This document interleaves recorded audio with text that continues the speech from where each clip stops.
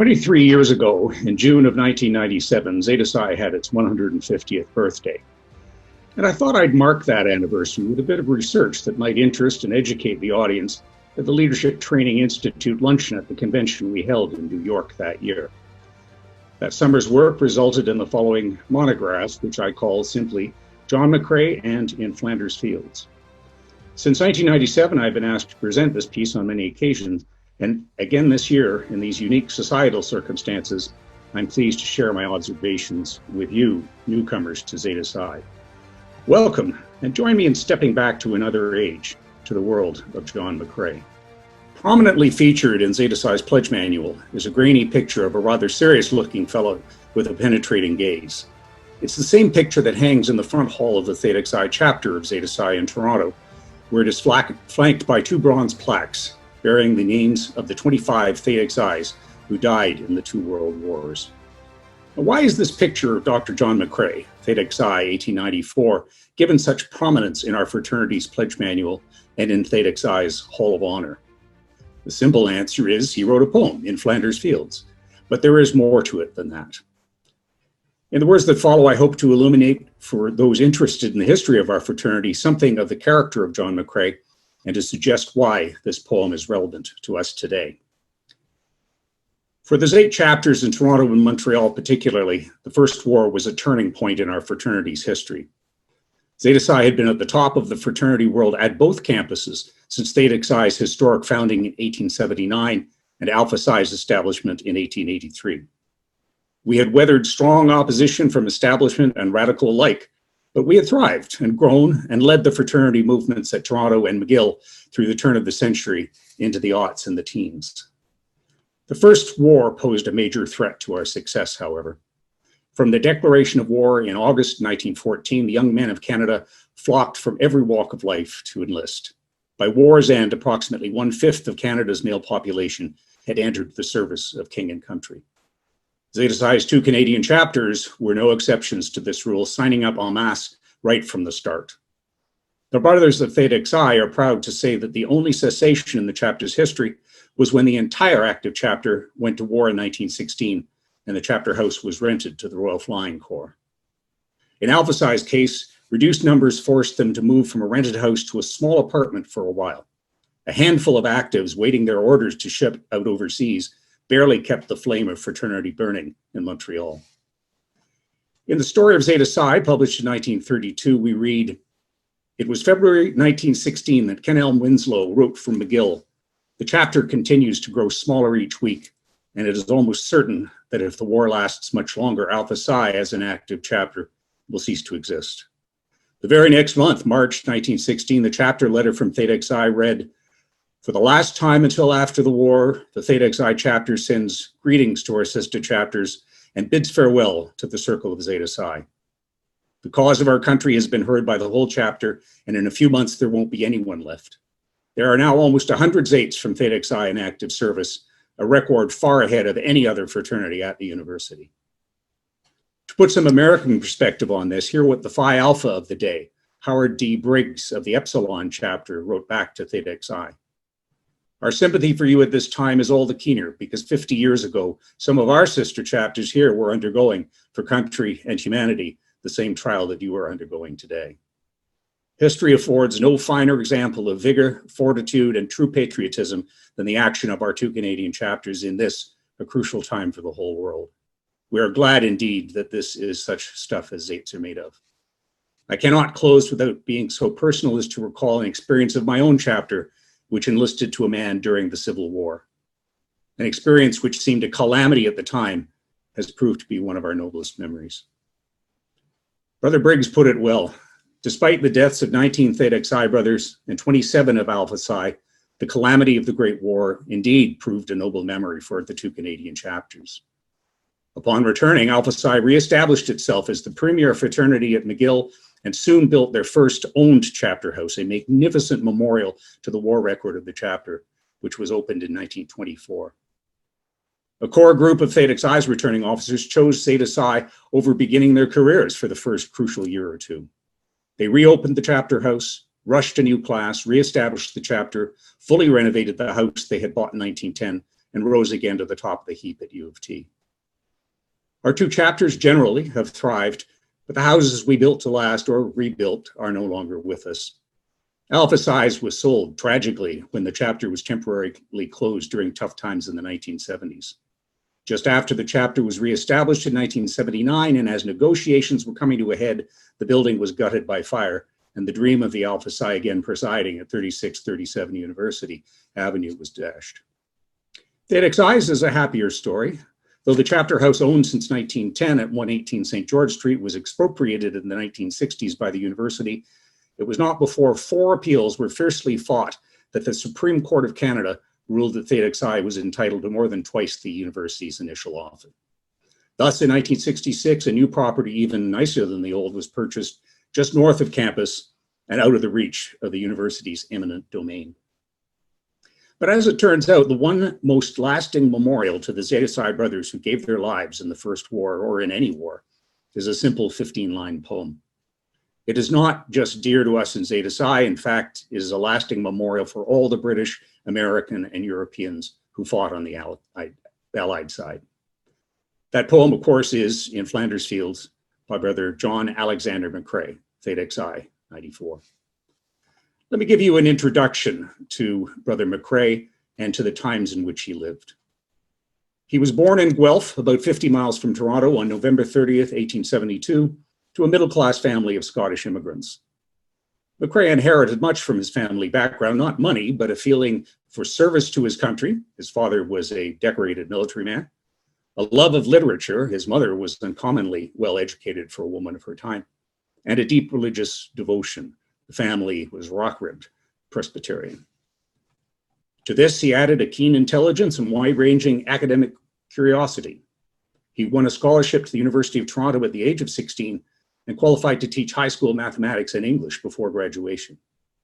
At first, it looked as if the young McCrae would study for the Presbyterian ministry, but his aptitude for biology won out, and he enrolled in natural sciences. He did very well academically, but had to withdraw from university for 2 years due to illness. He had always been troubled by asthma, and the polluted air of 1890s Toronto, much worse than it is today due to coal-fired heating and gas illumination, was no help. Sadly, his first girlfriend succumbed to disease, probably tuberculosis, just before he returned to the University of Toronto. The shock of her death was reflected in the poetry he began to write in the next few years, showing the struggle between his rather strict Calvinist understanding of Christianity and the attractions of love, materialism, and worldly pleasures. For the rest of his life, McCrae apparently never gave another thought to marriage. He threw himself into his studies and into the activities of the Theta Xi chapters of Zeta Psi. The Theta Xi chapter is fortunate to have intact many of its records, reaching back to the founding of the chapter in 1879. So I was able to dig up the minute books from the 1890s to see what John McCrae actually did while an undergraduate active Zeta. Well, imagine my surprise when the first item I read from October 19th, 1891, was that Brother Armour expressed Mr. McCrae's regrets at not being able to join the chapter. And I thought, my God, have we been claiming John McCrae as a Zeta all these years without proof? But it was his older brother, Tom, who declined membership at first, although he was initiated a year later on November 5th, 1892. John McCrae was proposed for membership almost immediately upon his return to U of T, undoubtedly through his brother's influence, and he was initiated on November 18th, 1893. This is confirmed by his signature in Theta Xi's register for that year. Both McCraes were, quote, made elder within scant months of joining the chapter, chiefly because each had joined in his last year of undergraduate studies. But John particularly remained an active participant in the life of the chapter. From the minute book of the chapter, we see him presenting readings and meetings, discussing the business of the chapter, including the planning of the 1895 International Convention in Toronto with his brothers. At a meeting in November 1895, for instance, he was reported to have sung a sentimental song, so sentimental that he felt compelled to preface the performance with an apology. In February 1897, McCrae was honored to propose the toast to Tau Kappa Phi at the annual banquet. And at what seems to have been his last meeting before leaving for McGill for postgraduate studies, McCrae urged the brothers to keep the secrets of Zeta Psi and to, quote, keep all other fraternity men at a distance.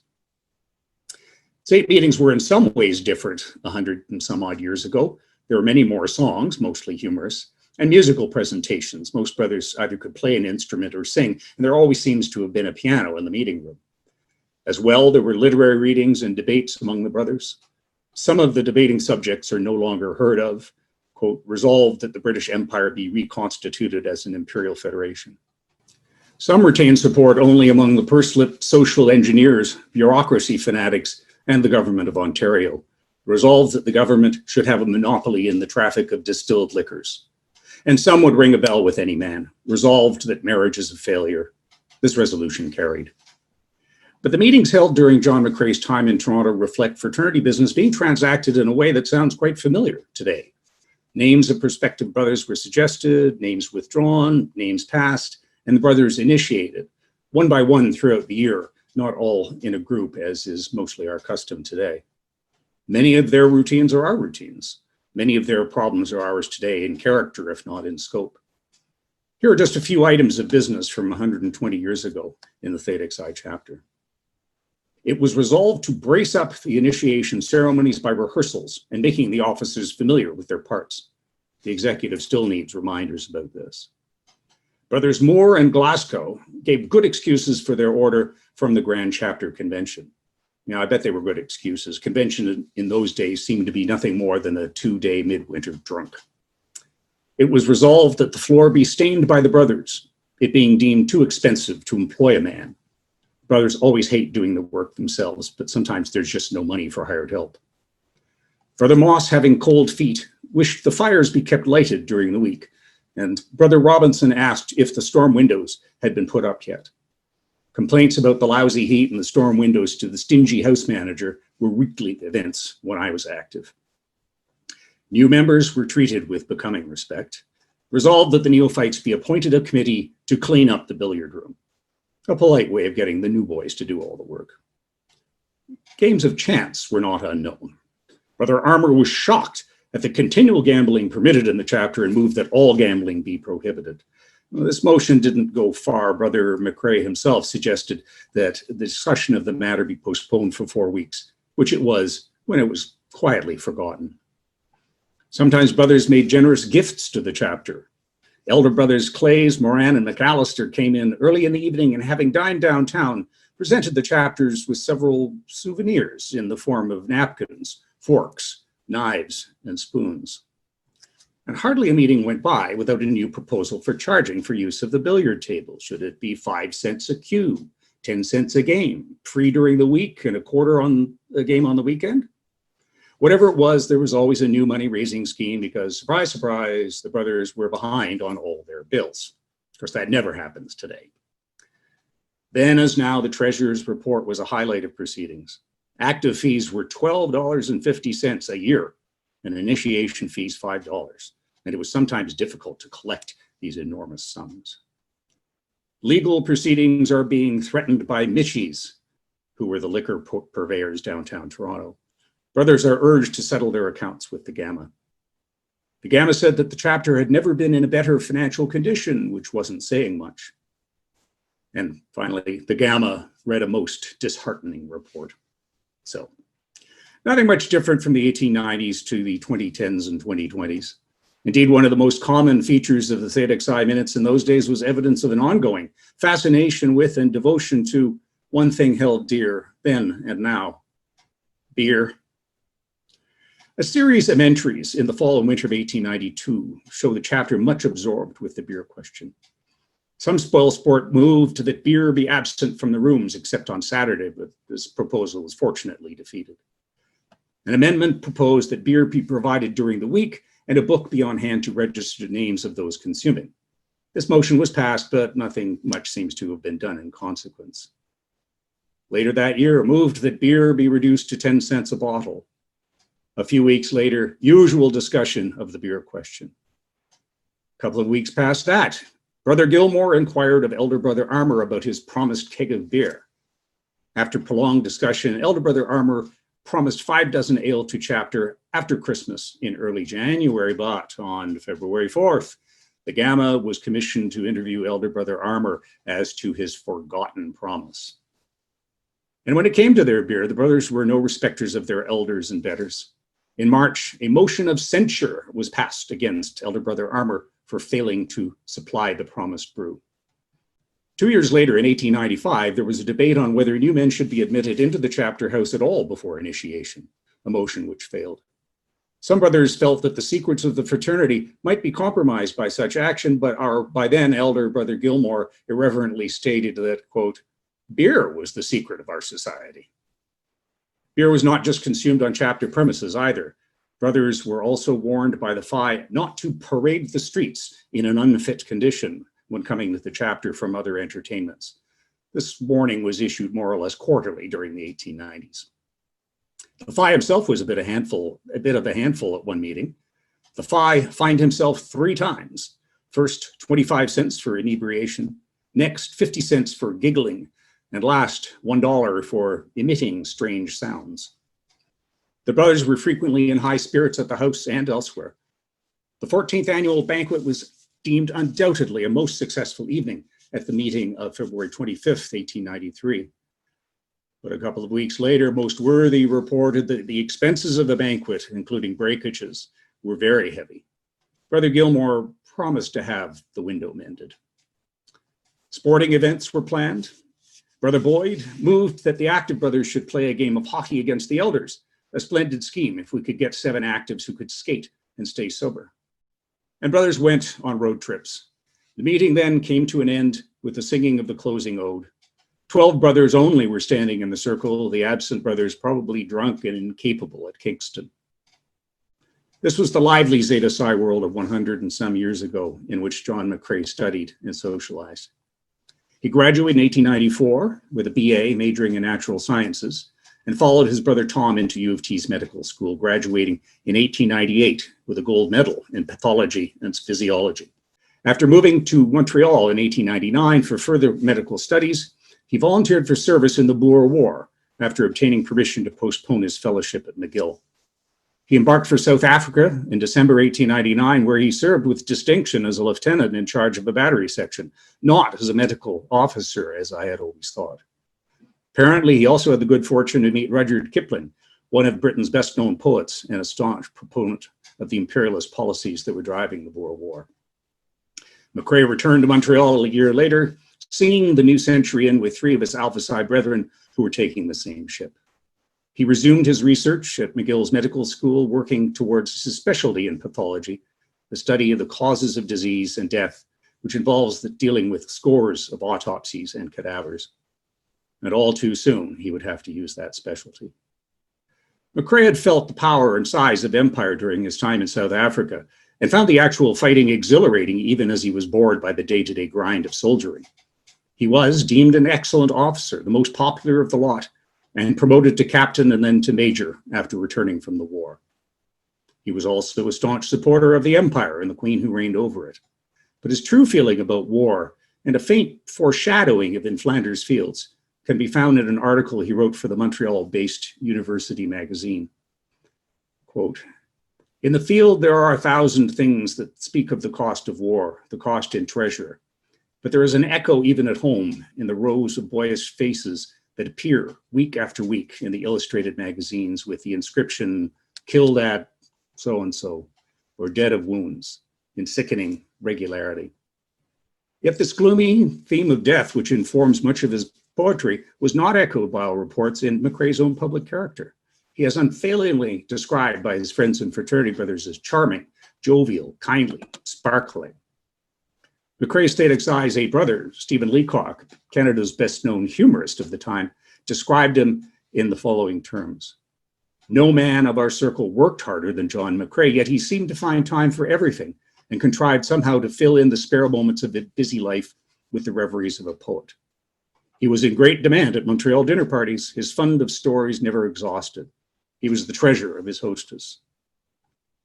He had been from the start close to many brothers of the Alpha Psi chapter of the fraternity, as Zeta Psi at McGill produced a truly remarkable number of medical men, and one biographer reports that nearly every Saturday evening, John would appear at the Zeta Psi house.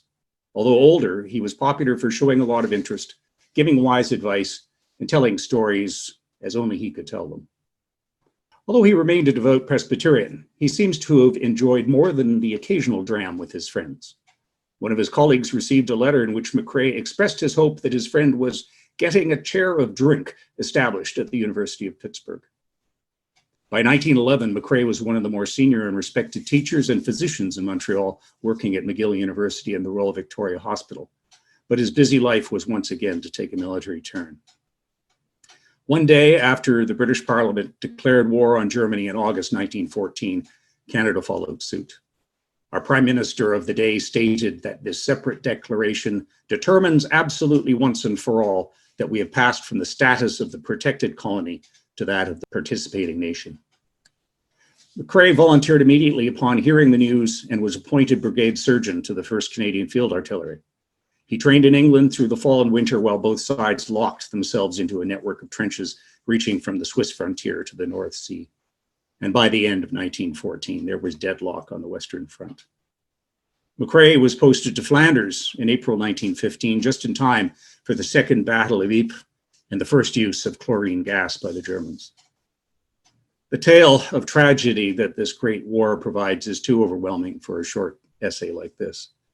Suffice it to say that within McCrae's first 2 weeks in Flanders, he had treated hundreds of soldiers for every type of wound, including the ravages of chlorine and mustard gas, and had buried most of them. It is perhaps appropriate for McCrae that the most terrible experience of his life brought forth the best poem he would ever write. Now, while at U of T, he had written humorous short stories for the varsity student newspaper, which was pretty well controlled by Zates at the time, and for other well-known Canadian periodicals like Saturday Night and the University Magazine. He seems to have written only 29 poems, writing only, as one author has suggested, to vent those experiences with which psychologically he had not been able to come to terms, such as death. Frequently, it was death that prompted him to write poetry. As a young man when his girlfriend died, later in his medical career when his patients died, and particularly when he encountered death on the battlefield. One day before he wrote in Flanders Fields, McCrae wrote to his mother, "Heavy gunfire again this morning. Lieutenant Helmer was killed at the guns." His diary's last words were, "It has quieted a little, and I shall try to get a good sleep. I said the committal service over him as well as I could from memory. A soldier's death." At 3, the Germans attacked, preceded by gas clouds. Fighting went on for an hour and a half, during which their guns hammered heavily, with some loss to us. The French lines are very uneasy, and we are correspondingly anxious. The infantry fire was heavy, and we fired incessantly, keeping on into the night.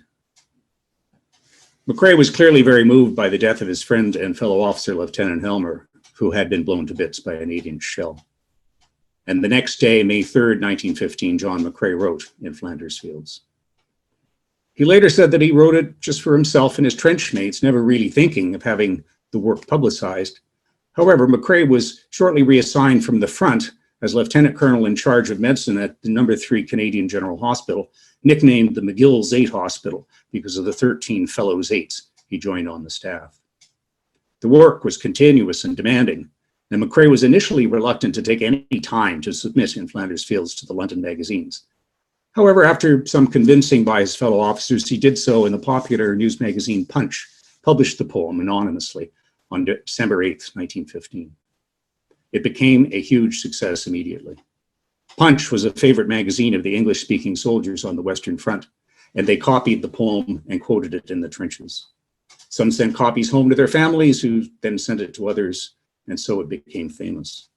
In Flanders Fields was printed to great effect in the Circle of Zeta Psi, our fraternity's own magazine, in March 1916, and in many other North American periodicals of the time. So why was this poem so successful, and why has it become the classic poem of war, loss, redemption, and more?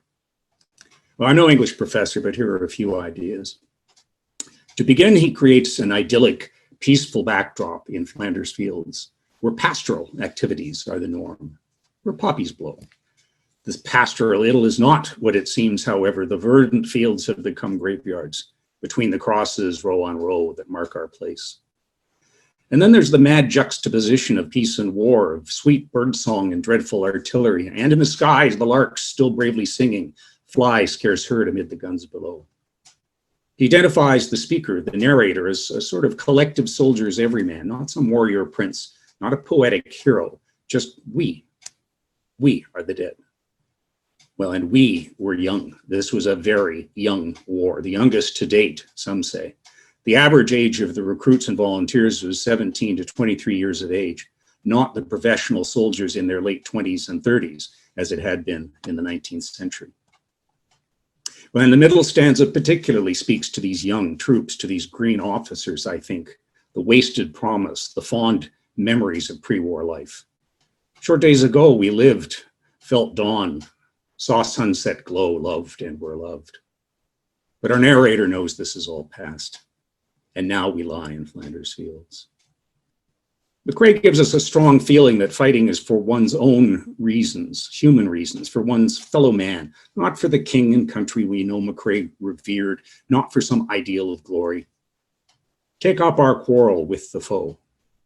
All he speaks of is a quarrel, not the battle of right against the beastly Hun, not some great ideological fight, just generically the quarrel. He knows that he and his fellows cannot continue, but someone must. To you, from failing hands, we throw the torch, be yours to hold it high. And because the cause is a good cause, there is punishment for betraying the dead, for not doing your utmost in the pursuit of this good cause, for not holding that torch high. If ye break faith with us who die, we shall not sleep. When the world returns to normal, because it will return to normal, though poppies grow in Flanders Fields. The language is simple. The rhetoric not too high flown.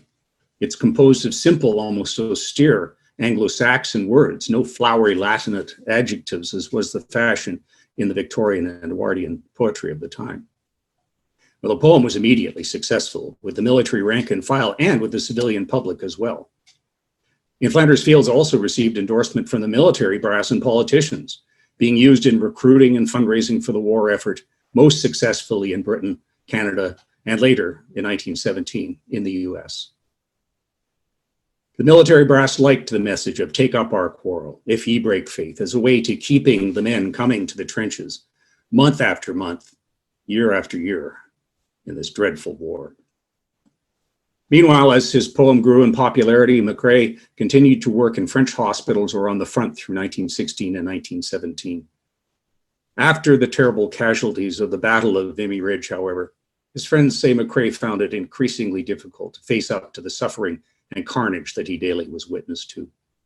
His health began to fail due to exhaustion, depression, and the effects of chlorine gas on his asthmatic lungs from the German assaults at Ypres 2 years previously.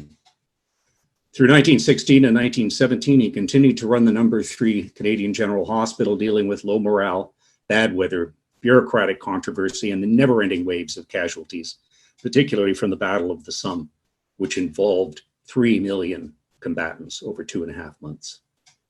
Of this time, one of McCrae's friends wrote, he felt the war intensely, and it had changed him.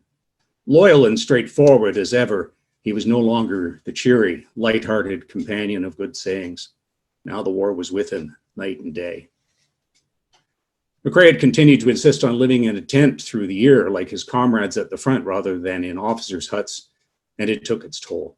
He rarely took leave, and by the end of 1917, he was just about worn out. In January 1918, an exhausted McCrae was hospitalized on suspicion of pneumonia, and his condition worsened quickly. On January 28th, he died. He was 45 years of age. He was buried with full military honors in Belgium and is memorialized in several places in the towns and churches which lie in Flanders Fields. His birthplace in Guelph is a museum, and the poppy, which he used to such great effect in his poem, is now internationally recognized as a symbol of remembrance. Until the 1960s, most Canadian children learned in Flanders Fields in school. Until, that is, memories of our fathers' and grandfathers' wartime sacrifice became too politically incorrect for government and educational bureaucrats to countenance. Despite this neglect, the poem continued to hold a special place in the hearts of all Canadians over the age of 40, and particularly in the hearts of all Canadian Zetas. And eventually, perhaps as we realized that although we had no First War men left, we did have a huge debt of gratitude to our Second War men, our fathers and grandfathers. And there was no better way of remembering their sacrifice was to reconsider in Flanders Fields. It is recited or sung today at just about every service of commemoration or remembrance in North America and Great Britain today. In Flanders Fields, the poppies blow between the crosses, row on row that mark our place. And in the sky, the larks, still bravely singing, fly, scarce heard amid the guns below. We are the dead. Short days ago we lived, felt dawn, saw sunset glow, loved and were loved, and now we lie in Flanders Field. Take up our quarrel with the foe. To you from failing hands we throw the torch. Be yours to hold it high. If ye break faith with us who die, we shall not sleep, though poppies grow at Flanders Field. One of Theta Xi's proudest possessions is a beautiful illumination in Flanders Fields, which was commissioned by a Zeta family whose son survived the war, but died of influenza in 1920 too soon to make his life work as he had pledged the commemoration of the life of his fellow Zeta. John McCrae's In Flanders Fields is a poem not just for war and remembrance, but for the ages and for Zeta Psi because of the universal truths it deals in. In its short 15 lines, there is much to be mined by us, McCrae's Zeta brothers. In this day and age, war imagery is almost appropriate to describe what we in Zeta Psi are up against. University administrations are often indifferent and frequently downright hostile. Insurance companies, fire inspectors, police, and our neighbors seem to want us to put us out of business altogether and are increasingly using their clout to do so. We face a student body that is, or thinks it is, much more discriminating than in the past. Their money is tight, and they believe good jobs may be scarce. We are told that they are more worried about their future than any generation before. Yet this is a generation that faces the least threat of a major world war this century. They are asking hard questions of those of us who have gone before. What on earth do I want to do with a fraternity? How can I justify the time and expense?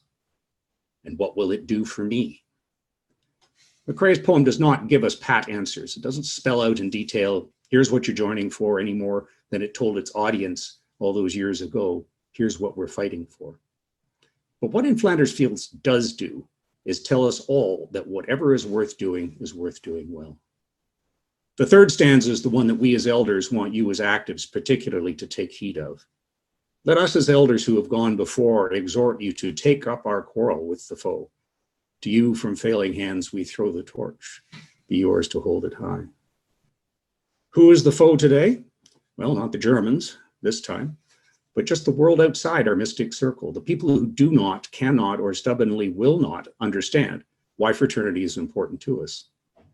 Secret societies like ours will always attract foes, the ignorant, the pig-headed, the jealous.